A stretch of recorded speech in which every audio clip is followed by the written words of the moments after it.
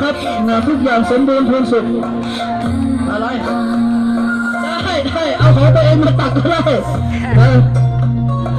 ตอนนี้เพื่อนอยู่ที่2,000แล้วนะครับถ้าใครอยากจะมาสร้างบุญก็มาได้นะครับ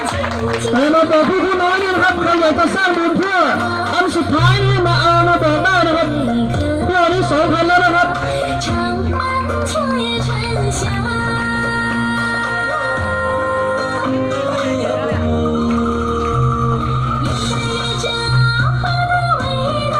เยี่ยมมากต่อมาให้กำลังใจหน่อย